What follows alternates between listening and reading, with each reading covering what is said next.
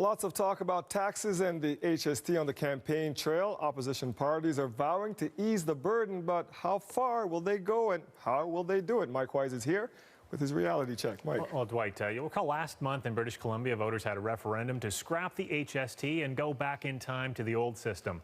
Well, you won't find the parties in Ontario promising anything like that here.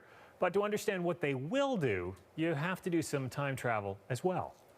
The opposition parties may be promising action on taxes, but actually making a change will require time to cut a deal with Ottawa. To understand why, we need to travel back in time to 2009, when Ontario first cut a deal with Ottawa to introduce the HST. It arranged for a series of exemptions, removing the provincial portion of HST from things like children's clothing. Any party wanting to add to that list of exemptions will need to cut a new deal with Ottawa to do so. The NDP says it wants to remove the provincial portion of the HST from gasoline, but can only afford to do so a little at a time.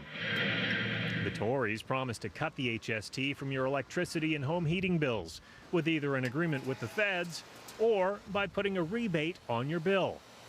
If you look at your bill right now, there's already a rebate on it.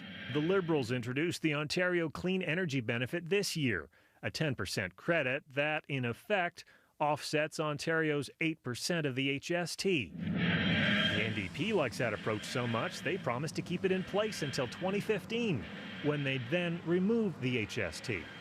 And 2015 is also when the NDP says they'd close a tax loophole, allowing corporations to write off the HST they pay on entertainment costs, like renting a private box or dining out in a restaurant. There's only one catch. Right now in 2011, there is no loophole allowing businesses to write off HST from restaurants or entertainment. It's not going to happen next year or the year after that. It's not even set to come into effect until between 2015 and 2018, long after this election and, of course, the provincial election after that. Dwight and Emery.